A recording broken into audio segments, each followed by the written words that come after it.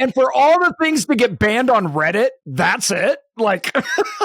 Like people talk about like murders they've committed and stuff, and like they don't get banned. I mean, this is a side discussion, but like 2014, I kind of mentioned my books a couple times in this subreddit where the moderators hated Bigger Pockets. They basically thought Bigger Pockets was the devil, and they thought everybody on Bigger Pockets is just out to fleece everybody through high paid programs and stuff, which obviously is not Bigger Pockets. And so when I posted about my books at some point, they basically gave me a warning, hey, you can't do this in this group. 3 years later, like I'd completely forgotten about it. 3 years later, I mentioned one of my books in that group, and I think the moderators were just sitting there waiting for me to do it. And like 2 hours after I did it, I get a message, you've been banned, you were warned once, and literally it was 3 years earlier. So anyway, that's my Reddit story.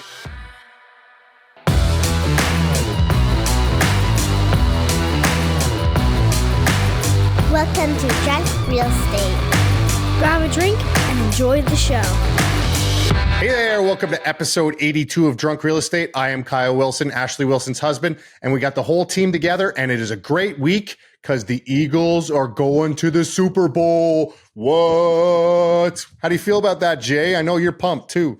What are we talking about here? Sorry, I tuned out when you started talking about football. Eagles, baby. Going to the Super Bowl. Dude, the Stanley Cup is next week. Come on, Eagles and somebody. It's going to be awesome. In solidarity with you, Kyle, I will be rooting for the Eagles. But appreciate it, man. Actually, your team in Tampa there is NFC, so like you should be cheering for us. Like, so my family's from Baltimore, so they're all Ravens fans. My wife's family's from Buffalo, so they're all Bills fans. So I've had a rough last 2 weeks. Well, they should be cheering against the Chiefs then, because the Chiefs 100%. like have made Josh Allen cry every year of his life. So, and Josh Allen's a good guy. So we should be trying to get retribution for him. Okay. Are you drinking tonight, Jay? I am drinking. I pulled out the bourbon. I can probably finish this off tonight. I think there's about 3 or 4 shots in there. So that is what I'm going with tonight. Awesome. Mauricio, how's it going, buddy? Dude, it's like a little bourbon thing. I was dead set on going out and getting some legit single malt. We texted earlier today. I said, I think today's the day where I bust out some single malt, maybe some Macallan, some really good stuff. I went to the store. The bottle was like $2,500. So instead, I saw our good buddy Dave Meyer last week, who was nice enough to sit in for me a couple of weeks. He posted something with his High West stuff that I thought was interesting. So I'm going to try this High West whiskey, High Country whiskey. Somebody else actually commented on my Instagram as well. So I'm going to try this out and tell you if it's any good. Nice. And by the way, Jay, I wanted to point out, you bring up Dave Meyer. He posted on his Instagram that you sent him a customized mug for being a guest on here. All of our guest hosts, fill-in guest hosts, get a mug. Well, I know of at least one who didn't get a guest yet. So it's I'm just throwing it out there. I've gotten some angry messages about not getting a mug yet. Fair enough. Hey, Jay, how's it going, man? It's going good. Got my Diet Coke, my red Solo cup, and ready to rock. Ernie's all lit up, nice and blue, matching my screen. Ours are right next to each other on my screen, so I like it. We're twinsies. So I found this in my because I was wearing this outfit. Go Birds. I went into my fridge and actually found a matching can for my outfit. It's from this company called Clear. They make these excellent. It says no carbs, no sugar. I thought I'd give it a try, and I gave it a sip, and it's actually really good. It's excellent. So I think I'm going to drink that tonight. This is extremely disappointing. I thought this was going to be the first episode that we had 3 whiskey drinkers drinking on the episode, but no, the whiskey drinker himself decides to go do some other ridiculous drink. You know what? Fine, Mauricio. And the other reason I did it is it fits perfectly in my little Eagles koozie. So I was going to drink that too, but just for you, I do have this sitting over from a previous episode, so I'll crack this out. All right, because I know still Austin cast strength. AJ's never going to be able to, but the 3 of us, the first time ever, 3 of us. Cheers. All right, let's get the show on the road. Okay. All right, yeah, we got a lot to talk about. We have some important topics to talk about. A lot happened this week. We had to do a little pivot right at the end because some exciting stuff happened, but we also thought, like, we forgot almost that the Fed had a meeting, right, this week. And I guess it was because there wasn't really an expectation of any rate movements or anything like that, but there was a few comments by Powell at the presser that I think were worth mentioning. So we're not going to do the full topic or a full economic update because we didn't want to have to sit and listen to Jay drone on. So we gave this to AJ to just do a quick overview of what Powell said, because I mean AJ can join on too, but he's a little better than Jay. So let's AJ, why don't you give us a quick overview of this presser? Yeah, this is a great one to do a quick overview on because, I mean, it's really steady as she goes. It's in line with everything we've been talking about and even our predictions. Basically, unemployment's high. Inflation is not down at target. It actually kind of went up in some areas. And so they are not lowering rates. They're holding steady. They're keeping it there. They want to see some substantial changes in the marketplace before they're going to do any kind of easing and continue, which is kind of online with what we've been talking about and what we've been saying moving into this year. Until changes to the economy come or are made, it's inflation is down, but it's not. It's still hovering. I guess that's the best way to. Elevated is the word they like. Yes, yeah, and it's like it's so sensitive right now. Like, if you drop interest rates at employment at this level with it's not just employment. You're fully employed. Incomes have been rising. Debt loads are low. And so you drop interest rates, you're going to open up credit to this nation immediately. Well, everybody reads into every single word that he says too, right? And if you read the statement, it was like almost cookie cutter from a previous statement, but they removed the one line that said inflation has made progress. And so everyone freaked out. And actually, it's funny because you could see a dip in the stock market when that comes out. But then afterwards, they ask him questions, right? And so they come back and somebody flat out asked him, why did you remove that line? And he was like, it was just a language cleanup. It didn't mean anything. Like we were just trying to make the sentence shorter, is what he said. Yeah, exactly. So like that was kind of like, and all of a sudden he says that, and everyone's like, oh, okay, everything's fine then. Yeah, I'll take responsibility for this waste of a few minutes because I was the one that thought that there was going to be some interesting language in the speech today and interesting questions, and so I suggested, hey, let's do this topic tonight. And it's good to hit on, though. Yeah, it's good to hit on. Hold on a second. I do think there is some underlying stuff that was kind of alluded to, at least at some of the reports. I think Wall Street Journal mentioned it, but there's still this issue that you've got the new administration coming in who's proposing a ton of policies, primarily the tariffs, that by most accounts are inflationary, or we don't really know if he's going to implement or not implement. And that undertone I think is messing with the Fed. And I don't think obviously the Fed today on Powell didn't mention it, but there were some reports about rumblings in the boardroom that it's frustrating for the Fed because here you have the Fed trying to micromanage and turn all the knobs and trying to fix the economy or try and direct the economy, which, my opinion on that. I think it's a bunch of nonsense, but that's what they're trying to do. They're trying to move all these levers and knobs. And on the other hand, you got Trump now coming in with like all of his policies that are completely going to mess around with the economy as well. So it's difficult for the Fed to figure out, well, do I tweak the interest rate a little bit lower here? Do I pull this lever when you have this massive elephant in the room of like these tariffs going up 25, 50%, Colombia, we're taking over Greenland. It's like it can potentially create a mess, and it's very difficult for them to make decisions because they don't know the outcome of what's going to be happening in the next 6 to 12 months from the administration. Well, and they obviously asked him about it. The first question they asked was about how Trump said he was going to demand for interest rate drops. And his response was, I haven't talked to him. Like, we have had no contact yet. So, basically, I don't know what you're talking about. Like, it might be in the news, but we haven't discussed. And then they asked about the same thing. Okay, what about Trump's tariffs and all these different policies? And they basically said, we have no idea what Trump's going to do. And so we kind of have to just wait for those policies to take shape, and then we'll act after that. So, yeah, I agree with both of you that they obviously have their finger on the pulse and they're worried about it, it seems like. But at the same time, overall, this meeting was kind of just a nothing burger. Here's the one takeaway I got from the meeting that I thought was worthwhile. So yeah, Powell basically said we're in a pretty neutral place right now. Employment labor force has softened a little bit, but seems to be steady. Inflation has stopped coming down, but seems to be steady. We're kind of in a holding pattern.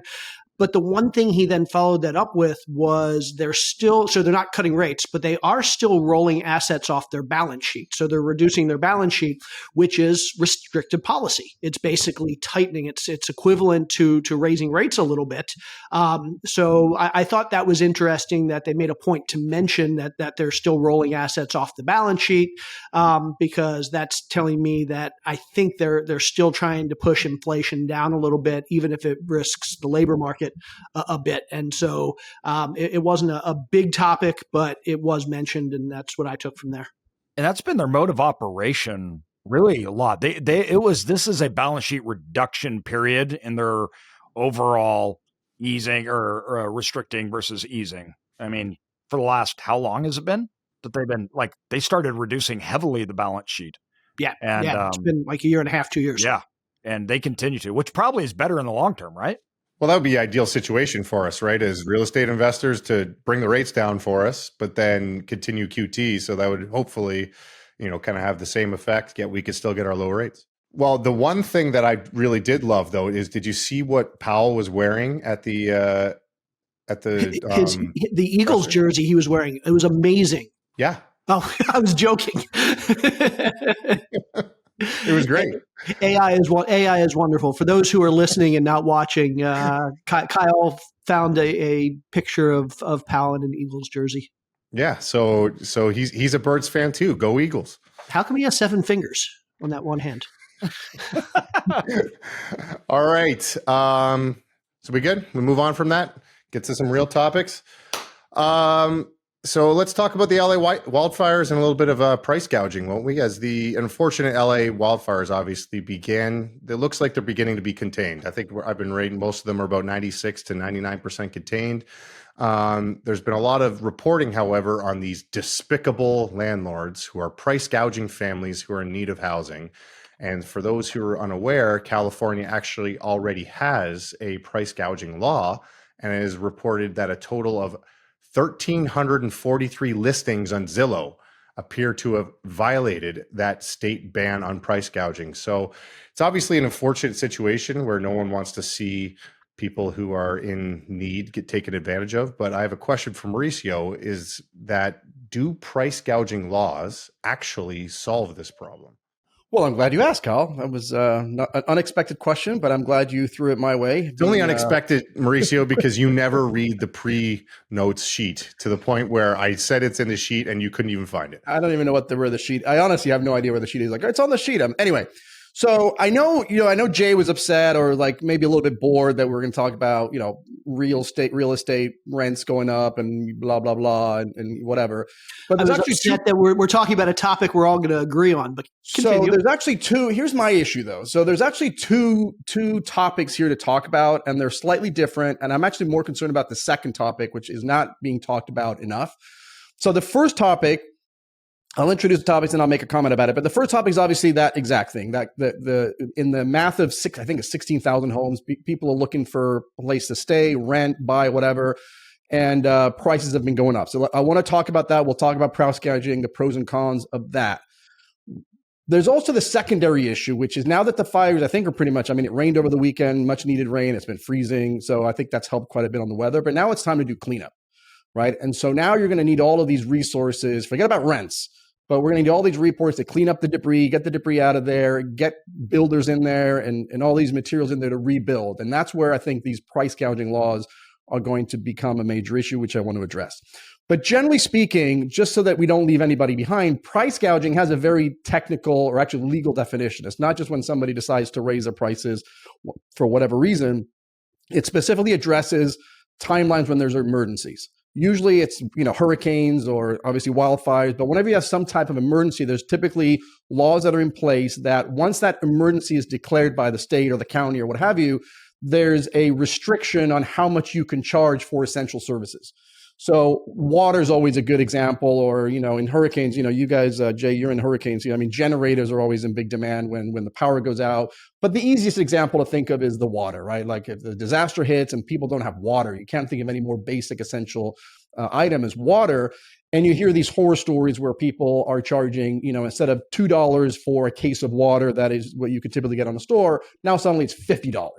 Right. And so there's this uproar that, hey, these guys are taking advantage. These people are already having hardship. And now they're on top of that charging these ridiculous prices. They should be banned. And they pass laws to restrict the amount that you can raise in an emergency.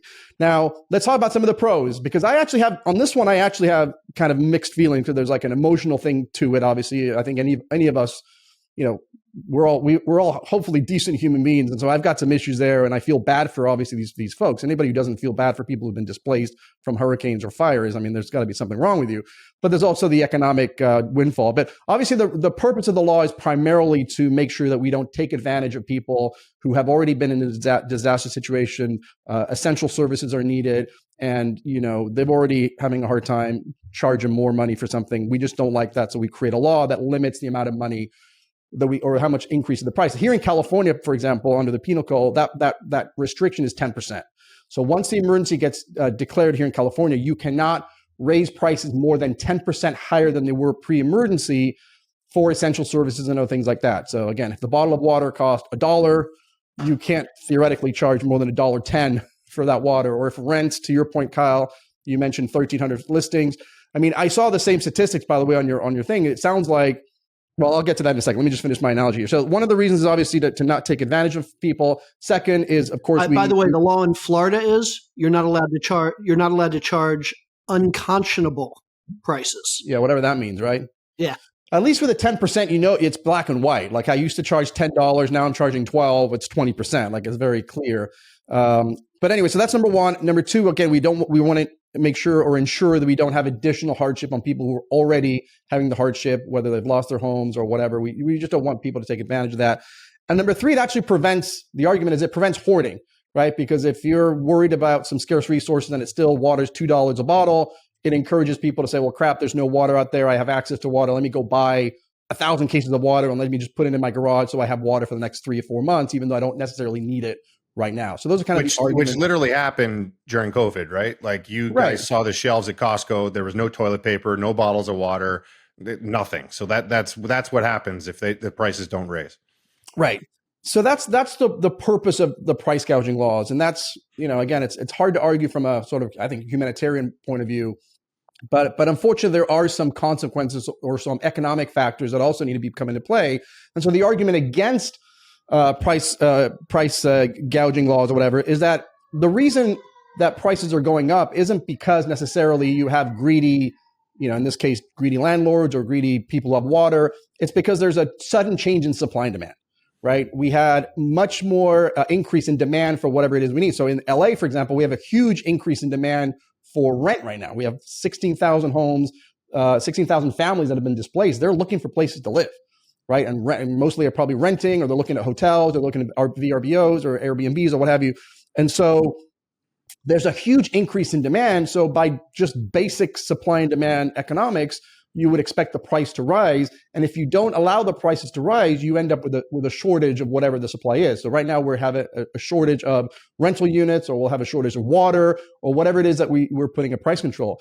And the real crux of the argument here is that it disincentivizes or prevents people who could otherwise solve the problem of the shortage from solving the problem, because there's not enough reward there for them to actually come in and solve the problem. So for example, in the water example, or actually the generator, I saw a great article on the generators where there was actually a gentleman during Hurricane Katrina, when there was a huge shortage of generators. He literally went to Home Depot, bought a crap load of generators, because he was in wherever he was, in whatever state he was, they weren't shorted. He rented a U-Haul truck, put all the generators on the U-Haul truck, drove 600 miles to Louisiana, got there and started selling these generators to people who desperately needed generators.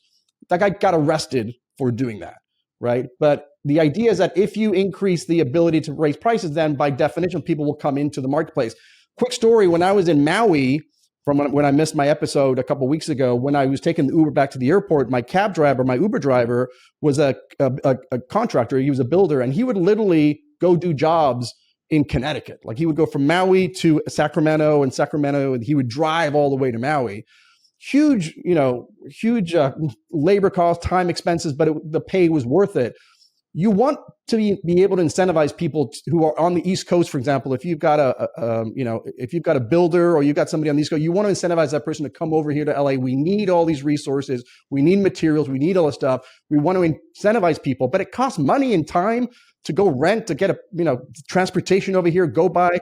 They're not going to do it if they can only charge 10% more. But if they can charge 20, 30, 40, or whatever the market builds, eventually that's going to allow people to do it. So anyway, that's one of the problems, is that you're controlling the price, but you're not controlling the expenses. So just because they say you can't charge twice as much does not mean that the expenses associated during those times do not change. Well, I think the big crux of what Mauricio was saying too, with that one example, was like, people, if you control the prices, people will take more than what they need, right? So like just in the rental housing situation, you could have a 4-person family, a wife, husband, and 2 kids, and they could go and rent a 6-bedroom house because they can afford it. That's the way it works. Versus if all of a sudden you let the prices rise to what the market is demanding, they're just probably going to sneak in and get some rental unit. Maybe it's a 2-bedroom that they'll be able to fit in. And that 6-bedroom, it'll be 3 times as much, but then maybe 2 families who are 4 people, maybe they'll get together and they'll rent it together. You could see it like in New York City. Everyone has a place to live. I shouldn't say everyone, obviously there's homeless people, but like people find ways to live and they double up. They find roommates. They get creative. They put 2 kids in a bedroom. They take only exactly what they need because the prices are so high. And that's the problem. If you artificially keep prices low, people will take more than what they need, and it will create more scarcity than what is actually would happen if you just let the prices come up to what they would demand. And non-essential. Think about all the people that are down there to go to the beach, everything else like that, and they're just getting their Airbnbs. And if prices go up, though, a lot of those people all of a sudden go, I'm not going to do it. I'm going to stay wherever I'm at. That's not worth it in my vacation. And so it frees up for the people that have higher demand. Right. Or if somebody has, family that's an hour away, but, if the rent's only this, I'll just rent a place. But, if the rent's 3 times as much, maybe I'll go stay with that family that's an hour away, because that's, it's not as essential to them. It kind of, the price demand thing kind of evens everything out. And obviously, like I get in trouble for positions like this all the time, because like I take I look at the statistics and economics of situations, and I don't necessarily touch on the emotional side, as Mauricio was saying. But to me, the emotional side and the people who are really in need, that's where the government should be stepping in. They shouldn't be stepping in and trying to fix free market indicators. They should be stepping in. They should be providing social services for people who are desperate and really need those things, and provide housing for them instead of trying to restrict housing and actually making the problem worse. And I want to. We touched on this. Mauricio and AJ both touched on this, but I think we can make it even clearer and put a finer point on it. We're so focused on the demand side of price gouging that we lose sight that there's also the supply side of price gouging. And it may not be as obvious when we talk about products, but think about services. So let's say you specialize in junk removal. And so if you charge $100 an hour for junk removal, and you have to charge $100 an hour because the government says you can't charge more than that, or maybe you can charge 110, but you can't charge more than that. Great. You're going to go out and you're going to work your 8 hours a day or your 9 hours a day, whatever you were working before. But if you can suddenly charge $200 an hour or $300 an hour, now you have incentive to increase supply. And when you increase supply, obviously it plays with the supply demand curve, and ultimately increased supply, even at higher costs, can be a good thing, especially in a disaster. And so we want to encourage both service providers and product providers to increase supply as much as possible. And there's just no incentive to do that. And it gets back to normal faster, right? Because things get done quicker. Yeah. And that's a good transition, Jay, because the main issue that I really have right now is that the state of California, via executive order, I guess it was, usually these price gouging laws are in effect for 30 days or a couple of weeks or whatever. It's really at the end of this emergency. This particular price gouging rule or law is in effect for 1 year. 1 year. So this is in effect until January 7th, 2026, which means when these folks are trying to rebuild and they're like, okay, well, I've got the money, I got my insurance or whatever, and I'm ready to go. And they're going to start picking up the phone and calling, their contractors, their builders, their architects, their electricians, their all this stuff. They're going to be like, dude, there is no supply available. There's 16,000 people. There's not that many trucks even to just truck things in and out, let alone builders, right? There's not enough builders. And there's not going to be an incentive for a builder in the East Coast to give up, not uproot their family, but leave their family for 6 months or whatever and come over because they're getting paid 10% more. If you tripled that guy's wages. Not in Newport. Why go all the way up from Newport up there if I can't get the price? I'll just stay here. It's not even that far away. Here's a crazy question, and I don't mean to turn this political, but I think it's the most obvious example here. So ignore the politics of this and just use the example. But let's say 3 months from now, we get tariffs on lumber and 20% tariffs on lumber. There's an emergency order in effect that says you can't raise prices more than 10% for the next 12 months. Does that mean lumber suppliers can't raise prices 20% to account for the tariffs because there's this emergency order in place, and now suddenly their margins are lower and they're potentially losing money because they can't keep up with regular inflation on the price of certain goods that they're stocking? It's an interesting concept. I mean, and it's not like that happened to us on our house. Our contracts were null and void because even though we had a fixed price, it escalated above whatever it was, like 40% or whatnot. And so the contracts were voided and they had to reset because prices went up so high. If you have a price gouging law that doesn't allow you to do that, what happens? So wait a second. Mauricio, have the price of eggs gone up more than 10% since the emergency order? I have no idea what the price of eggs are, but we're having a hard time even finding eggs, let alone the price of eggs. So I mean, it's crazy if you can't take bird flu into account. Right. We love to shit on California, and just for the record, there are 34 states in the U.S. that have price gouging laws. So California is not the only ones. It's not like this is some crazy Californian law that, because California does do crazy things, and they have, things in law. And they might, I think from the sounds of it, they've taken it pretty extreme with the whole 1 year thing. Yeah, the 1 year thing, because the 1 year then kicks into this rebuilding process, right? And we've already having issues with just removal. Like we haven't even forget about building, right? Right now there's an issue here because number one, you got all this debris, but you got hazardous waste. So you can't just go in there and start moving these things around. And so they're looking at all the regulations and all the environmental rules or whatever, which they're trying to ease a little bit. So I'll give them credit for that. But just logistically, just imagine, to your point, you call 1-800-JUNK, right? Just to give those guys a shout out. And it's like, okay, well, we only have X amount of trucks and they're all taken. And so, well, we need more. It's like, well, I don't have any more. And there's zero incentive for me to go on Craigslist and buy another truck. Or imagine how many kids in high school would be motivated to go figure out how to go, raise a little bit of money, get a truck, go put to work if all that extra work isn't worth it. So that's too. The demand is short term, meaning that I'm not going to invest into my company for something that I will not get a return on because I need a return to play out for that infrastructure, for those assets over a 5-year period of time. And if demand spiked 4 times, but it's going to go away in a year, if I can't raise prices to meet that, I literally can't get a return on those assets. So I can't buy them, or then they're sitting around and I'm losing money. And that 1 year thing just seems completely arbitrary. I mean, you look at any natural disaster, anything that can be declared an emergency, there are going to be things that are cleared up in 2 weeks.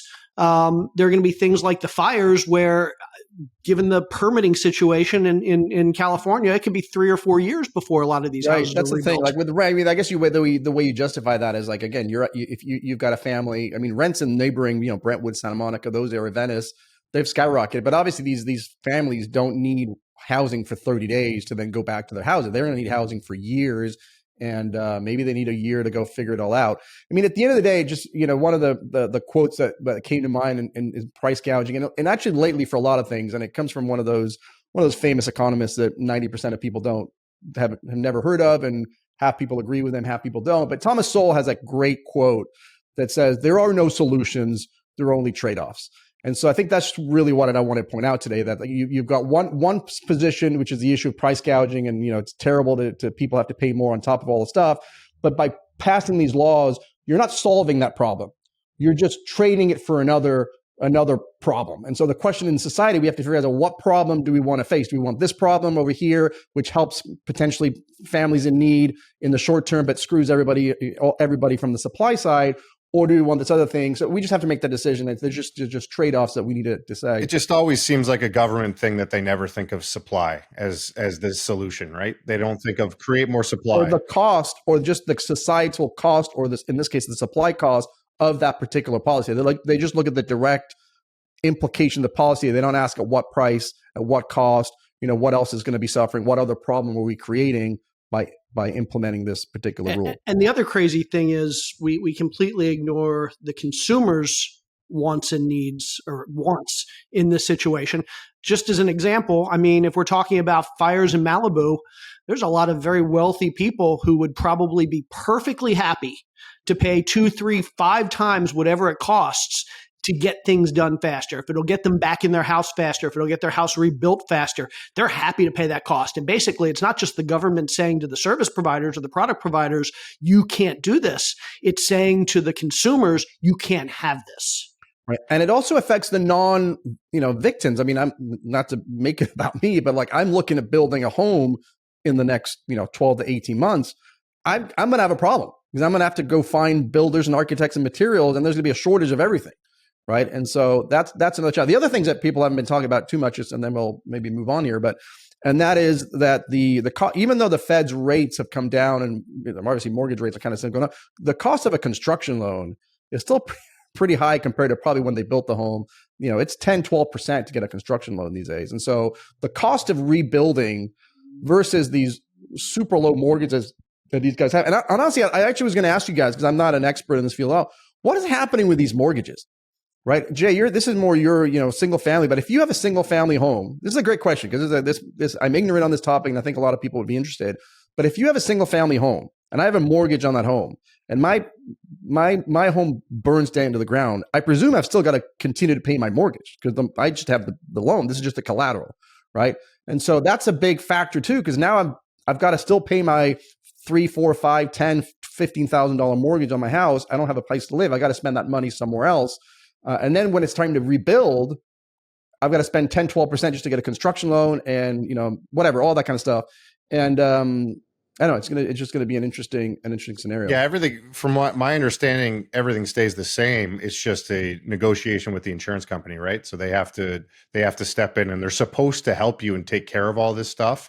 But when it's like this many options, like this many people, like I'm sure they're going to have some sort of blanket payout. Already stories of people just being like, look, developers are already coming in there. They're offering pretty attractive rates. I mean, not prices for their land. They don't care about the lot. They just want the land is so valuable that they might be getting offers that are better than the insurance companies. And so there's going to be a huge incentive for these guys just to take those offers from developers and just move on somewhere else. I mean, we kind of went through this one time where like it wasn't a burn down, but like a tree fell on our house, and like it was a significant damage. And what happens is the insurance company first comes in, assesses the damage, and they just flat out offer you a check, say, okay, we'll give you this much. And then you have to like negotiate with them and say, okay, that's not enough. Or I'm sure a lot of people just take it, right? Like they're like, okay, this is how much it's going to real. I'll take the money and we'll figure it out. But the caveat to that, when you say with the mortgage, is if you take that money and you have a mortgage on the house, your bank has to be involved in that process. They have to get paid off first for sure. Right. So you have to actually like give the money to your bank, and then your bank has to like, disperse it and things like that. So I'm sure that's what people are doing, is where if they're getting the total loss, where they're just taking the money, then they will use that and then pay off the mortgage. And then that's when they'll just sell the house to the developer. And that's of course, if you have the insurance to begin with. This is a whole other topic which is going on, which a lot of people just didn't have insurance because they couldn't get it, or they just left. Well, just nothing new, right? Just California creating policies that are going to lead to people moving away from California. That's how I see it. As long as we protect those smelt. All right, ready to move on? So we actually switched topics here. We had another topic prepared, but we pushed it to next week. because we thought this was breaking news enough and it was important enough that we needed to discuss it. And because seemingly out of the blue, last Friday, a small company in China released a new AI model called Deepseek. And as tech insiders put the model through its paces over the weekend, enough people were spooked by Monday that it sent tech stocks like NVIDIA like tumbling down as much as 17%. So this week, some experts have come out and said that this DeepSeek R1 is AI's Sputnik moment, which is obviously seems like a big deal. So Jay, if this was just another large language model like OpenAI, then I don't feel like there would be this kind of panic. So obviously something else is going on. So why don't you just explain it to us?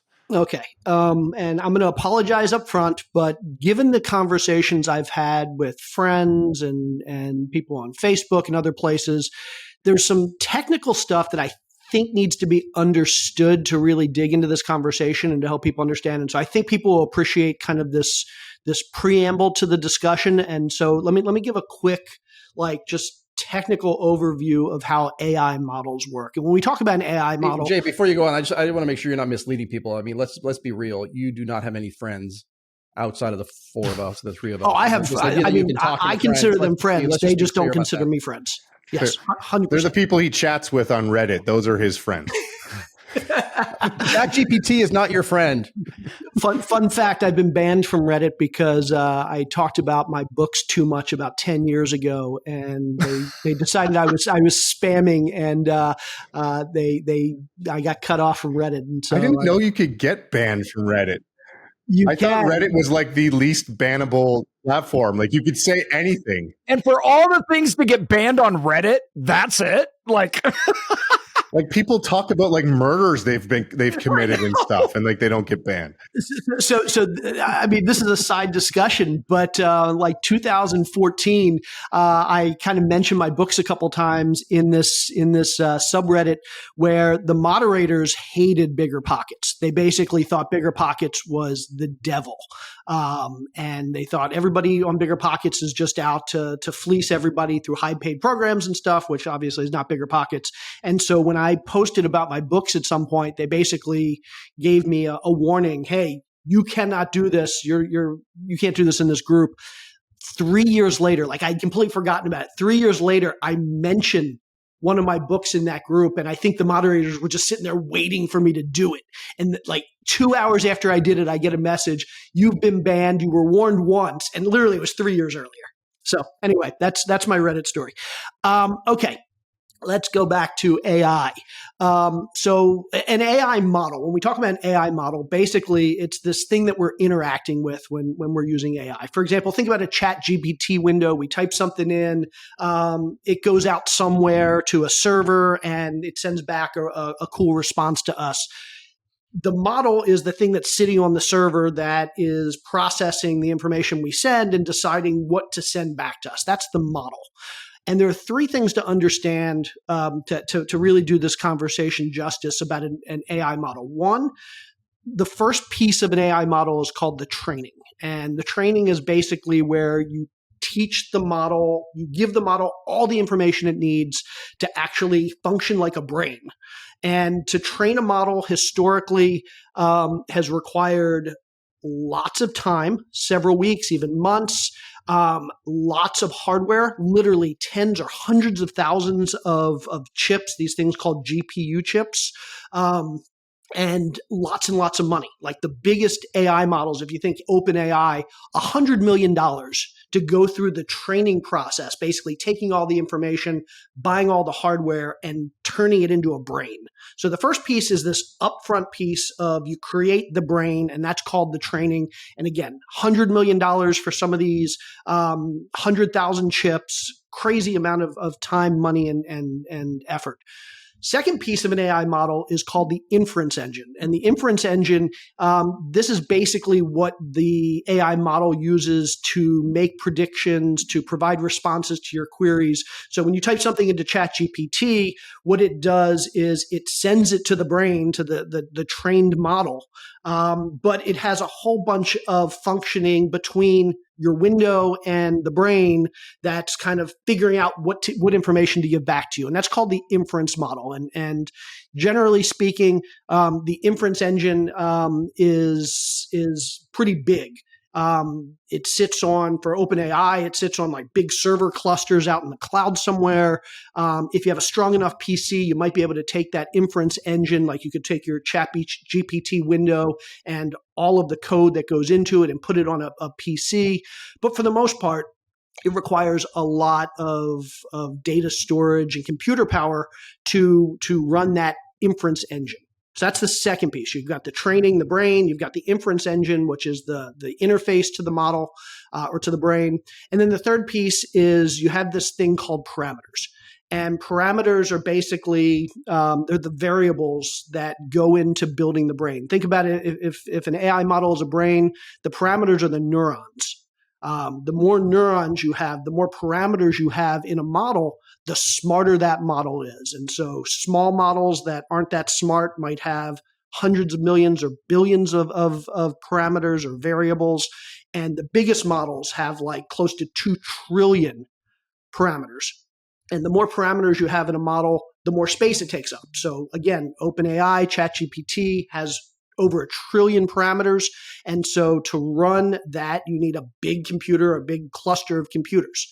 Okay, so those are the 3 technical things that we need to know. There's the training up front, which takes a lot of hardware, a lot of power, costs $100 million. There's the inference engine, which requires basically big computers to run on. And then there are these parameters, which the more you have, the smarter the model is, but the more computer space you need to run it.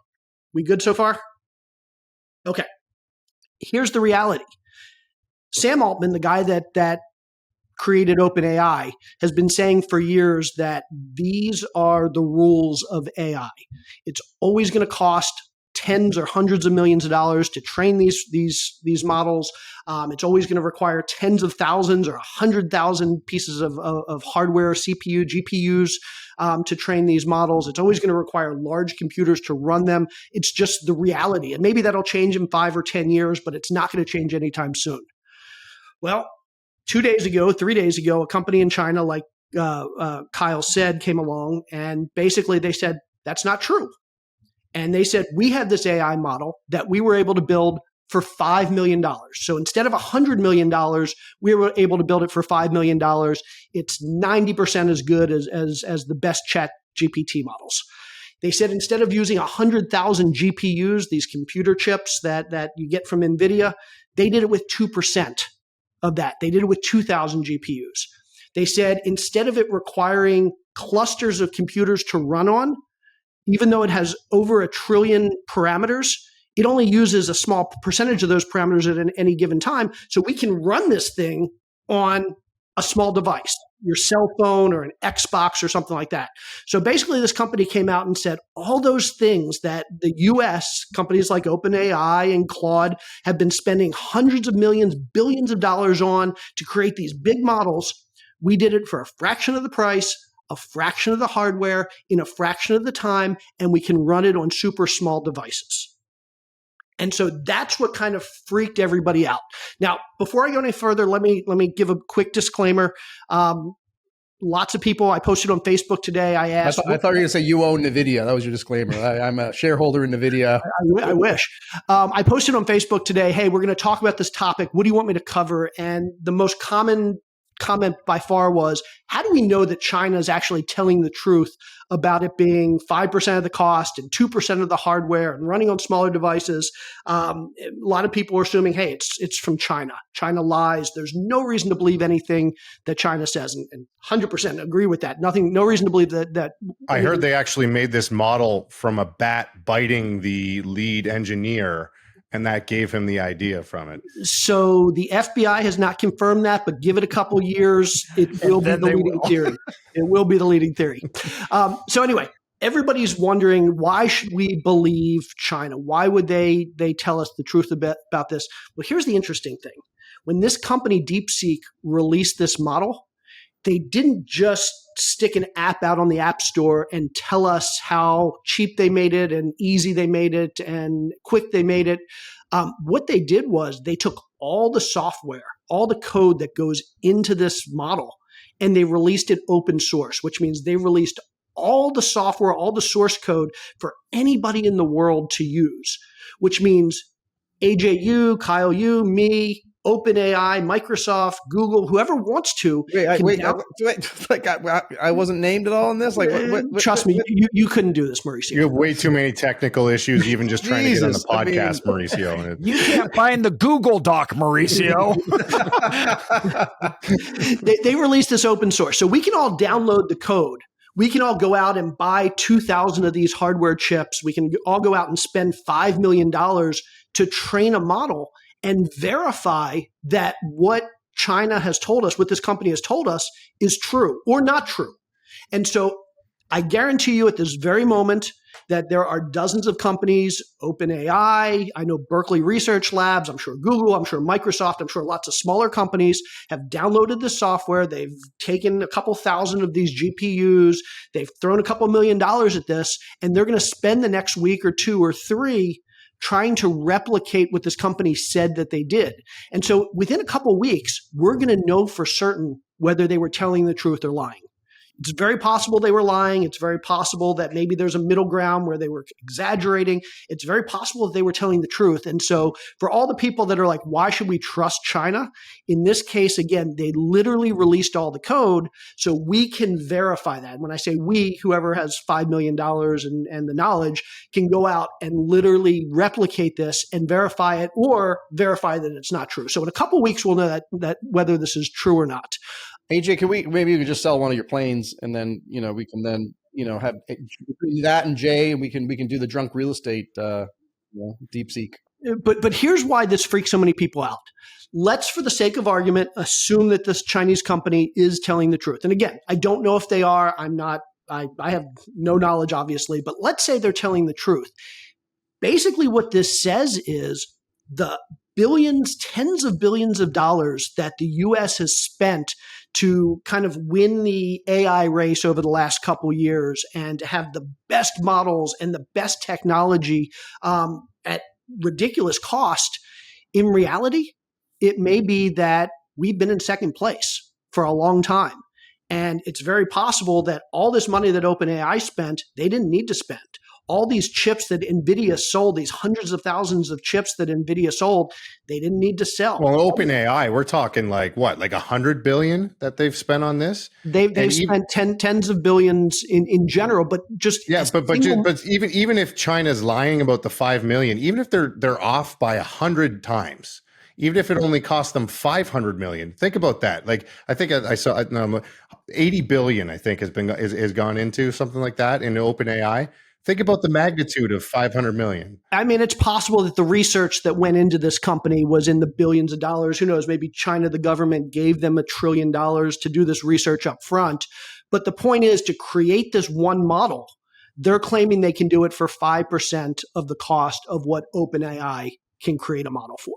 And so it's important too, though, because they used OpenAI. Allegedly. So yes. So one of the other theories that's going around that Microsoft has claimed, David Sachs, who is now the crypto czar, has claimed, is that basically what this company did was they took OpenAI's data and they fed that data into their model to basically improve their model, which may be true. But if you think about it, the way they did it was completely public. They didn't hack in and steal the data.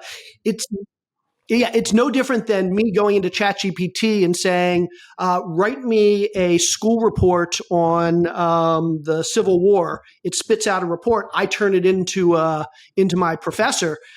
Is that kosher? Maybe, maybe not. I mean, is there copyright infringement there? Maybe. That's basically what they're being accused of doing, is going in and instead of asking it to write one report, using an API to literally generate billions or trillions of pieces of output and then training their data on it. And so, yeah, they may have taken a shortcut, but even with this shortcut, if what they're claiming is true, is pretty crazy. And the reason why this freaked so many people out is basically 2 reasons. Number one, if it's true, it makes the U.S. look bad. I mean, we claim to have this lead in AI. We've spent hundreds of billions of dollars doing it, and now some rinky-dink company from China comes along and says, "Hey, we did it for like pennies on the dollar." So number one, it potentially makes us look bad. That's why people are saying it's a Sputnik moment, right? Exactly, 100%. Sputnik was basically back when the Russians kind of beat us in the space race to get the first spacecraft into space, and we all know how that ended. We ended up winning that one. And then the second reason why people freaked out over this, and this is the big reason why the market dropped on Monday, like precipitously, like NVIDIA lost over $500 billion in market value, which is the largest market value drop of any company in history in a single day, was that potentially if you can build AI models with 2,000 NVIDIA chips instead of 100,000 NVIDIA chips, suddenly NVIDIA is not going to sell nearly as many chips. If you can run these models on a PC or on your cell phone, suddenly Oracle's not going to need all of these server farms. If you can run these models on your own computer, suddenly you don't need OpenAI to basically host these models on their servers. And so all of these companies that look like they were going to be making billions, trillions of dollars by selling AI infrastructure, suddenly these companies may not be worth as much. Now, it was nice by Tuesday. What we saw Yeah, is I was going to say the market must not be too concerned. I mean, I just pulled up the chart. I mean, it was right before this happened. It was about 150, give or take. Now it's at 123. I mean, it's a significant. It's not. I mean, it might have been in dollar amounts the largest drop, but from a percentage standpoint, it's down. So this was a knee-jerk reaction, and since Monday, people have had a chance to think about this, and what we've realized is, yeah, there are probably some companies here that are going to suffer. NVIDIA long-term may suffer just because basically hardware always gets commoditized. Over time, hardware gets cheaper and competition comes in, and we've seen it with all the hardware companies over the last 60 years. At some point, whatever NVIDIA was doing with their GPUs and whatever had them so far out in front that they were the only supplier, in 5 or 10 years, basically there were going to be other companies that were going to catch up and all this hardware was going to get commoditized. We just sped that up by a few years. But here's the other thing. If we now can have AI running in a really small footprint, we can have it running on a cell phone or we can have it running on an Xbox. We don't need a big server or a high-powered PC. Now, suddenly we're going to need chips in every device on the planet to be able to locally run these models. And so when people realized that, they realized, okay, NVIDIA, they're not going out of business anytime soon. The other thing people realized is, while this might be really bad for OpenAI short term, because basically it embarrassed them, potentially this company coming along and saying, hey, you guys are idiots. We did it so much better, faster, cheaper, et cetera. At the end of the day, OpenAI can take this source code. They can see everything this Chinese company did. And in 3 months, 6 months, 12 months, 24 months, whatever it takes, they're going to leverage that technology to make their technology better. And so this is going to be a good thing for everybody. It may be a bad thing, again, short term for NVIDIA or OpenAI or Microsoft or Google or Oracle or whatever. But long term, this is going to be amazing for the world. It's going to be amazing for consumers.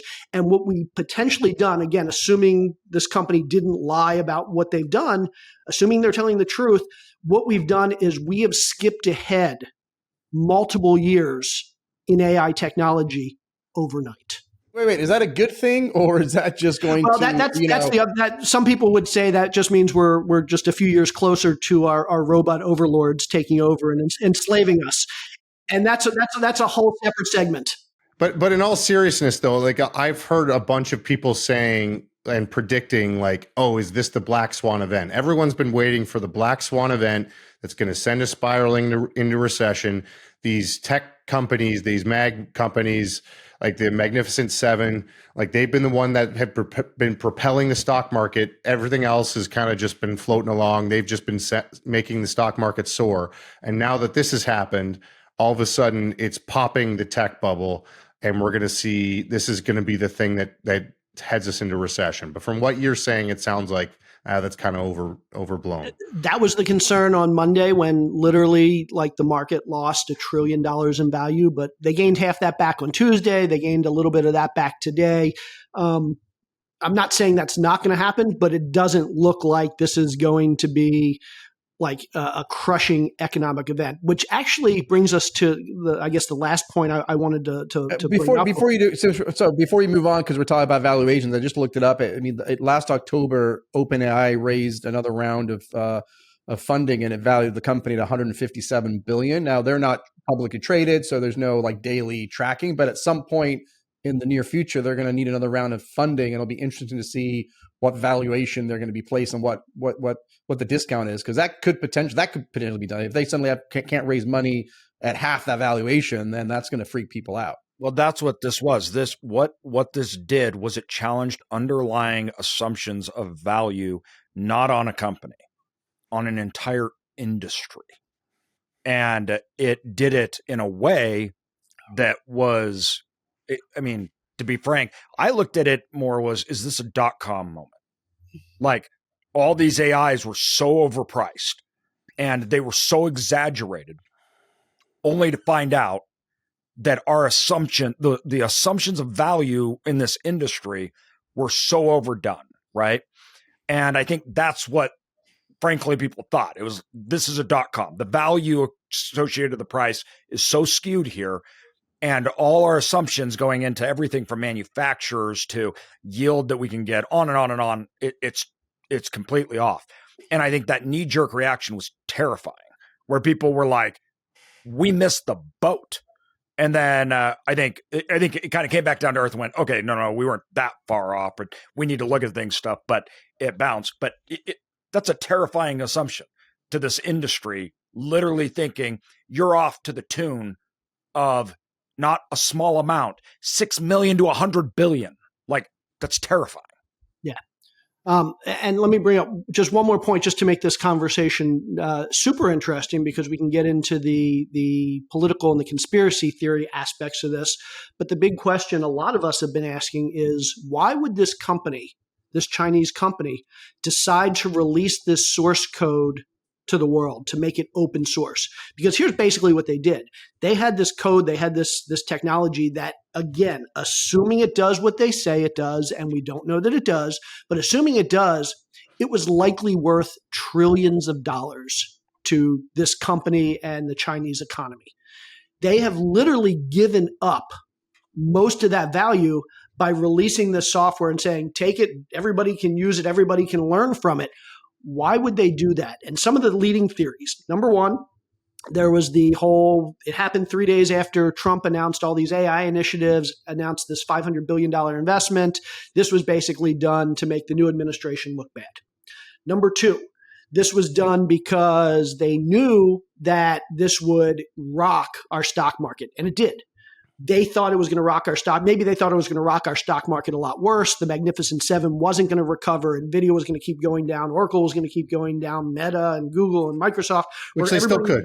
Like it hasn't even been a week. So yeah, exactly. I mean, it's not looking like we're seeing a snowball effect, but it could. So maybe their goal was basically to crash our stock market. Number three, and here's the craziest theory, but I've heard people suggest that they knew that the minute this came out and people realized what it was, companies like NVIDIA and Oracle and Microsoft were going to crash. Maybe they released it as open source simply because they shorted those stocks and they made so much money from shorting our market and seeing those stocks drop that was enough compensation that it accounted for what they would have made by keeping the technology themselves.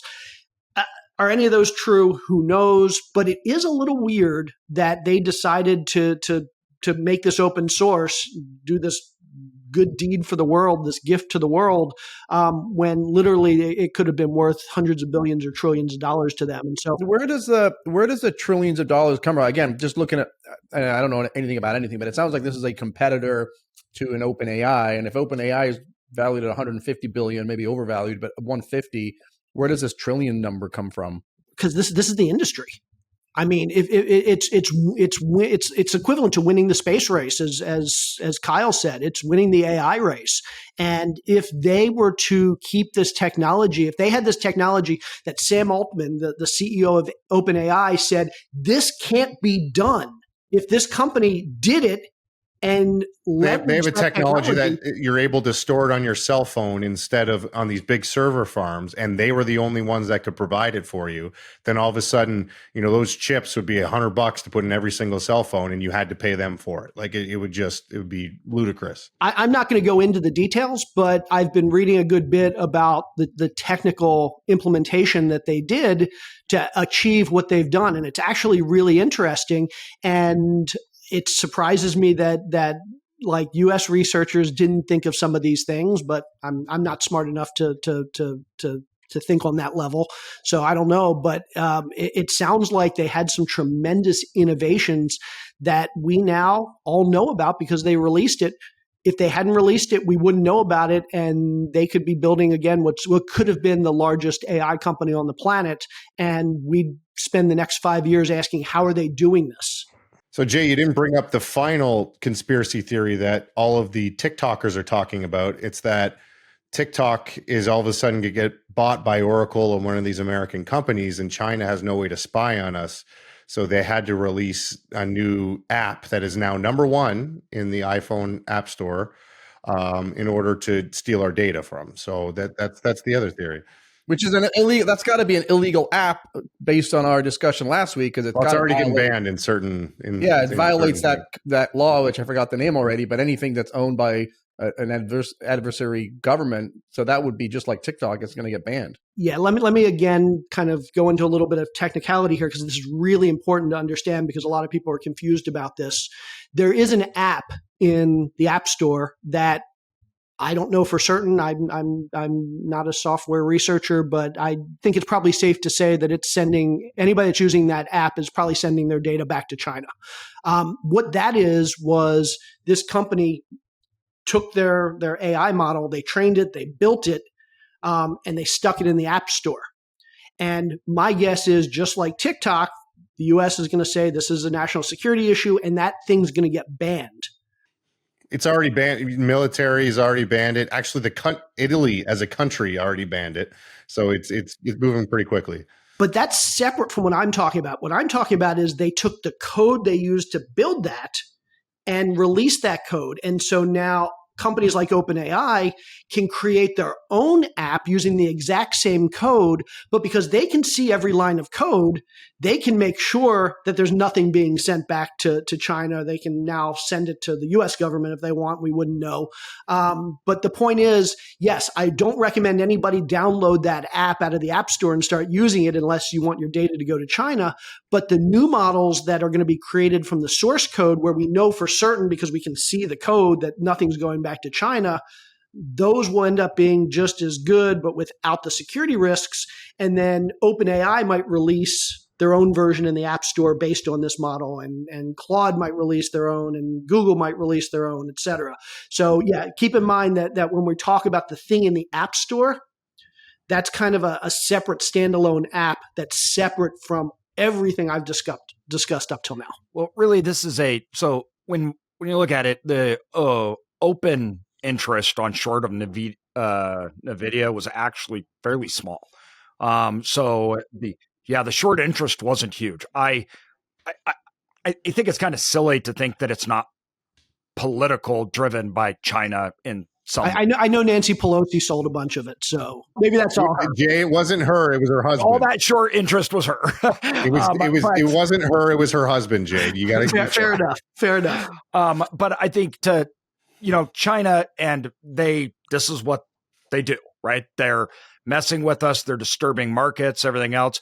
But the business model and of what they've done which is the model distillation, which is what you have when you are the processing and basically like set, not units, but pieces. You're not doing it all at once. You're focusing, you're doing it so you can limit the processing power needed by any SKU. So any SKU you can process at a much less effort because you're limiting the SKUs down. I think that's big. That's not fake. That's not made up. And I think that the lack of integration in that, which we can see because they are open source, I think that's not only real, it's valid. I think, but the model distillation doesn't necessarily erode the value of a lot of the companies because of the, like Jay said, the chip processing. Okay, even if you can do it. So if I can distill different SKUs and we can do processing in that way on my iPhone, we just need chips. And in fact, the processing need, because the CPU, when you look at the GPUs, not CPUs, the GPUs needed, right? They are going to need to be better. And Biden actually blocked our ability to sell GPUs to China, but that hadn't really gone into effect. It's still going into effect. I forgot about that. That's kind of interesting. So Biden blocking the GPUs might have led to them having to create a software-based model that was more software intensive that led to them getting the advantage. But they're also older GPUs. So the higher processing, the newer ones, right? All of those things, Biden can't flip a switch and the market can't flip a switch in China. They still have them. But this is a long form thing, which is good. Like I think that's a good move on Biden's part, because what that does now is over the coming years, as our processing capabilities get higher and as the need for these AIs, whether you're distilled or not in your processing, you still will need higher capabilities. They're not going to have access to it. So I think that's another reason too, why they open sourced it. That runway is limited. It just is if you don't have access to those things. And so I think it was really done when you have a limited runway. You already know it is. I think it was done as a way to hit back the US government, the stock market, to throw things over. It just makes sense because, like, that, first of all, it's China, right? But this effect that we've done and put limitations on them that the Biden administration did, it will affect them. Now, up front, it's just starting. They still had GPUs. They had older ones, right? They're not going to be getting as much on and on, but it will have a long tail effect over the next 3 years on their ability. And it's not like NVIDIA was the only company that makes GPUs. Like, everyone makes GPUs. They just didn't make them as good and efficient as Apple, Google. They all make GPUs. It's just they weren't as good as NVIDIA. So I guess what is it called, that microprocessing, Jay, though, that they do on those GPUs? Or have you ever seen how they build them out? Like, it's not even micro. It's like atomic level that they're doing on those processors. It's insane. Yeah, the quantum chips that they're working on now, that I don't think that's part of it, but they're working on this quantum technology. It's what crazy. They can do with those things is just yeah. So the interesting conspiracy theory, and thanks for bringing this up, AJ, is Biden put in place these export controls that basically kept NVIDIA and other companies from sending these really good new chips to smart, China. By the way. Even if you're a Republican, you had to admit that was turns out smart. that it was really smart. But here's the crazy thing. There are people who are saying that if it turns out that it's not true what this company is claiming, that you can't really build this model on old chips and 2,000 instead of 100,000, like you really do need the good chips and you need a lot of them, then that is going to probably mean that China has gotten around those export controls, which means somebody is breaking the law. And it's most likely, I don't want to blame any companies in the US, but it's most likely some US suppliers or some US company that's breaking the law if it turns out that they had to have used these really good chips and they had access to them because they're not supposed to. Yeah. And that would be throwing it in our face big time. Like, that's a message. Like, oh, we say it's not, but we know you're going to figure it out. And when you do, you're going to be pissed. Lord of War. The takeaway here is it was a little bit of a black eye on the U.S. short term, but at the end of the day, everybody's going to forget about this, and this is going to make just the whole iteration of AI technology, like, it's going to push it ahead years, and I'm still hopeful that our AI companies in this country are going to be able to leverage the technology, and hopefully it will spur them to be more creative and think in different ways that will allow us to kind of win this effort. Do you think this will actually help, like, with not only just, of course, the market opening up abilities, but do you actually think it will end up helping not just through the open source code, but like the need. So if I'm a US based company, first of all, you have Biden and Trump. It doesn't matter. Each administration, they said, this is important. Everybody knows this is important. So Biden's trying to win in and he's like, we've got to stifle them. Then Trump's like, we've got to access more capital. Do you think this in turn, actually, you have like open API and these guys going, you just proved everything that we've been saying, in fact, and we need it more. And actually it bolsters that investment and that vigor in this industry. Well, I hope it puts a spotlight on regulation because what they were really talking about is AI regulations, right? They were seeing all this growth in the AI development, and everyone was saying we need regulations. We need to regulations basically stifle growth, right? But the thing is that the US thought they were so far ahead than everybody else that we can afford to put these regulations in place, because even if it's stifled a little bit, we have that advantage.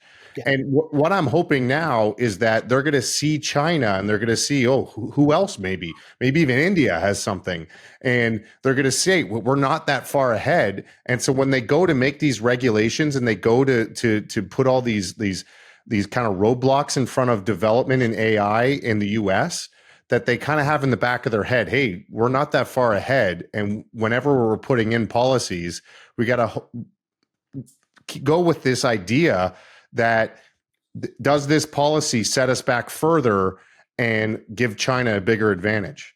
Yeah. Well, I mean, to that end, I think OpenAI is probably, in my opinion, they may end up being the biggest loser in all of this, simply because for the last several years, to build a model, you thought you need a couple $100 million. To do the research, you need $1 billion. And so they've raised $60 billion or $90 billion, and no other companies are able to do that. So nobody tries to compete. I mean, I'm not saying nobody. There are a few other companies out there. But if the entry cost just to play the game is $100 or $200 or $300 million, there aren't a lot of companies out there that are actually going to jump in and start playing the game. But if the entry cost is $5 million or $10 million or $20 million, I mean, people on this podcast, the four of us, we've raised that much money in a couple months. So, I mean, we could go out and raise enough money to basically start an AI company that competes with OpenAI today. Are you pitching right now, Jay? DRE? I'm not. I don't. Yeah. Just for the record, this is a 506c offering, accredited investors only. Disclaimer. If you can find me some engineers that are smart enough, but my point is that there are going to be people out there, some smart engineers who are like, oh, I don't need to raise $200 million to do this anymore. I can raise $10 million or $20 million. We keep saying, by the way, just to point this out, we keep saying OpenAI. Microsoft has invested $13 billion into OpenAI, and I just on some reports owns not a majority interest, but I think it was a 40. I saw the number 49% ownership. So when we talk about OpenAI taking a hit, that also means Microsoft is taking a hit. Absolutely.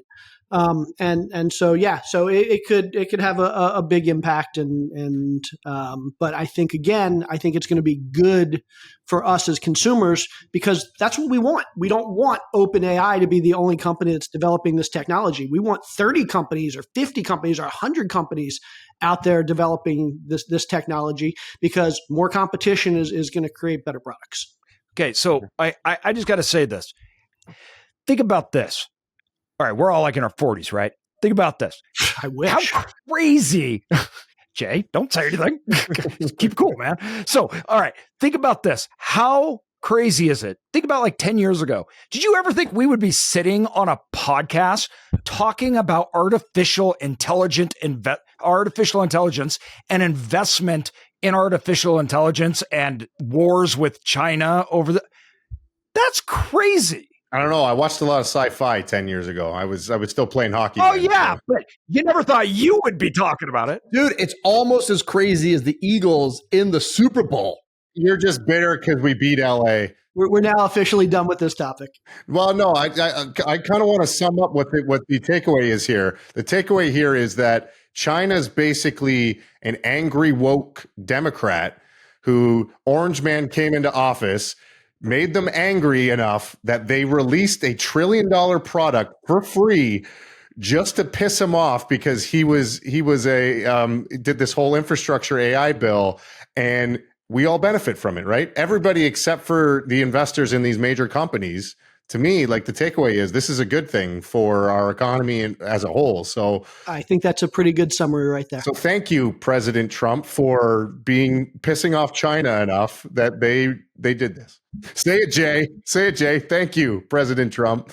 Let me tell you something. If this doesn't have a major impact on our economy, then absolutely. I mean, I don't think he did this on purpose, obviously, but this could have been the best thing that the unintended consequences, or whatever it's called, of him coming in and basically doing all this AI legislation. Absolutely. Better to be lucky than good. But I do have to say, it's kind of nerve-wracking how fast this stuff's going. Like, I mean this, when you think 10 years ago, guys, we would have never even, you couldn't even imagine a discussion like this. Like, and now it's in the hands of China too. So that's, moving fast. Think about the last 3 I think years. that's a separate segment we could talk about. All right, fair enough. You ready for top 10? I think I finished like 4 or 5 shots, so I'm ready for the top 10. Top 10 Eagles players? No, I'm just kidding. I was gonna keep it with the AI theme just because I knew we were finishing up with it, and also I realized that most people don't know there's other chatbots other than ChatGPT out there. So when they heard like Deepseek, oh, you could go somewhere else, I was like, there's been a lot of options. And as Mauricio pointed out, like ChatGPT is basically just Microsoft. So even within Microsoft, so obviously we've heard Deepseek. That's another option. Chatbot. Use at your own risk. Bard isn't Bard the Microsoft one? Yeah. Well, no. So ChatGPT is OpenAI's, but as you said, Microsoft has a huge influence on it. But actually, Copilot is the one I think you're talking about. It's built off of OpenAI's structure, but that's Microsoft's. There's also another one called Claude. I think I heard Jay mention Claude a couple times. That's its own. They have their own language model that they built off of that, but that's also free. That's another chatbot you could go check out. It's Google. Of course, Google has their own called Gemini. It was formerly called Google Bard, but they've switched that to Gemini, and they have their own model too. And so, especially if you have an Android phone because you're awesome, then Gemini is kind of built into there, and you can use all of their services. Exact same kind of setup and processes as ChatGPT. I just want to mention 2 more. There's one called Socratic. That's also from Google. And the only reason I bring that up is it's kid friendly. So if you have kids out there and, the ChatGPT, Gemini can be a little bit overwhelming, kids could actually use this. So if you want to get your kids on the AI train pretty quickly, Socratic is an option. Where do I sign up? yeah, exactly. And then the other one that people talk about, because some people love this, is Hugging Chat. It's developed. Hugging Face is the language model, and people love it because it's one of the easiest ways to build your own chatbot is through Hugging Chat. So that's just a top list of other options. If you don't want to use talking ChatGPT. to a couple of my friends who are in the industry today, they suspect that Hugging Face, which is the company, will be the one who will ultimately be the first to determine whether what China is telling us is true or not. What's the company? It's called Hugging Face. Yeah, interesting. Kyle, I was just looking this up because it doesn't look like it's got a fancy name like all the other ones, but Chrome is obviously a pretty big search engine. I've been using Chrome now quite a bit. Chrome now, when you search on their browser, they give you an AI response at the top, and I don't know what that would be powered by Gemini. Then is that Google's, Gemini? Is that the Google one? Even though I'm using Chrome. That's the Google one. Google's not quite up to the ChatGPT level, from my understanding, the newest ChatGPT, but Google has done a very good job of integrating it within anything. So especially if you're in Google's infrastructure, you use Gmail, you use Google Docs, you use Sheets, that kind of stuff, then Gemini is going to do a good job because they will kind of search across everything you already have and integrate it. So it's still a very good model to use as an alternative to ChatGPT, or in this case, as an alternative to Deepseek. Maybe don't just jump on the Deepseek train. There are other options. How many people do you think downloaded that like in the last 3 days? I've seen so many Instagram little reels that making fun of that, like, or everybody's complaining about TikTok and not giving out their information to China. It's like, yeah, but that new app, I downloaded it this morning. It's awesome. Oh, TikTokers jumping onto Chinese apps is like lemmings jumping off a cliff. Well, and the funny thing is that, I mean, if you look at the benchmarks, Deepseek is about 80 to 90% as good as ChatGPT. So it's not as good as the best ChatGPT models, but those are you have to pay for those. But again, if you can build it for 5% of the cost, 80 to 90% is probably good enough. The other thing to keep in mind is that a lot of these models, they're optimized for some specific task. So they've got models out there that I use to write code. And they're really good at writing code. There are other models that are really bad at writing code, but they can draw images really, really well.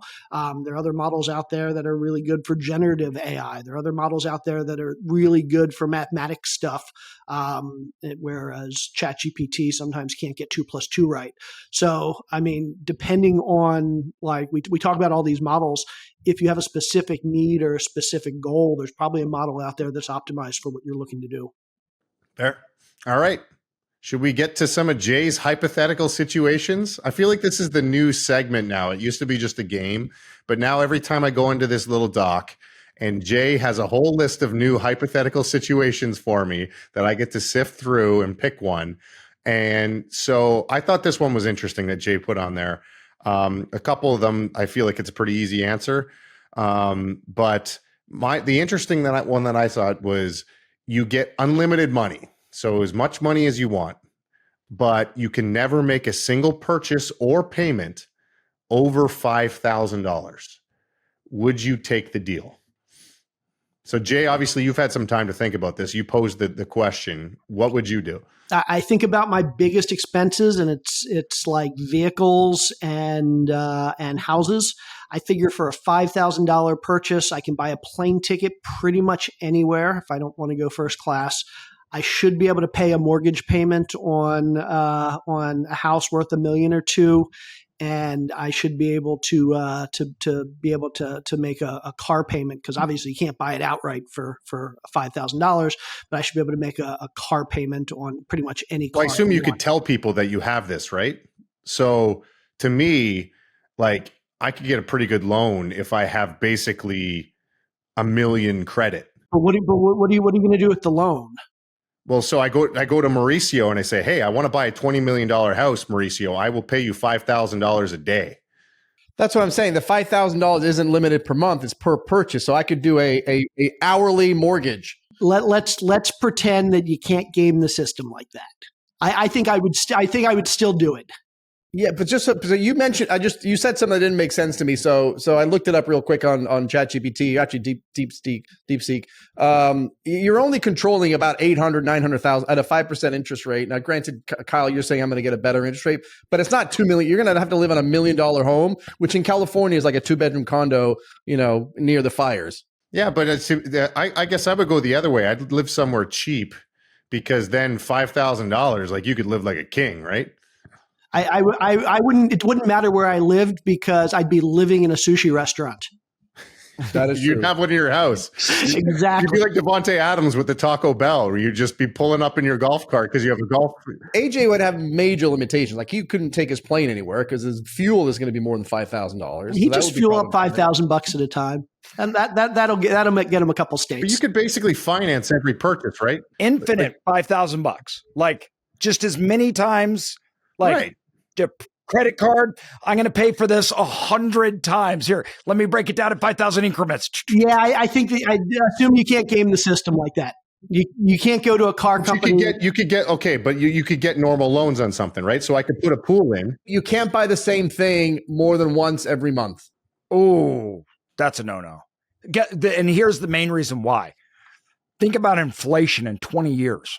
That's a good point. Gallon of gas is $5,000. Okay, well, let's assume it indexes to inflation. But you could start with an $800,000 house, right? To your point, and then you could finance an addition, right? No. I see. And then put a pool in, finance. First of all, construction loans are. Does this act like a debit card so I can just take out $5,000 in cash? All right, let's move on to the next one. This is going to take too long. Do the one above it. I think that one's dumb. Like, answer's obviously yes. Is it really? I don't know. Let's go. You Let's have a hear credit card that works by taking a penny from everyone else's account. So you're stealing from everyone else, but it's unlimited credit card as much as you want to use it. Do you use the card? Yes. I'm using Deepseek to do that now, and 100%. A penny? I don't mind stealing pennies from people. A penny a person. Yeah. Yeah. Like no one would ever know. How would they know? It's a penny. That like a bank could never even probably tell. That is so within a margin of error. But it's a slippery slope. If you're going to steal a penny, what's going to stop you from stealing? But I don't need to because it's infinite.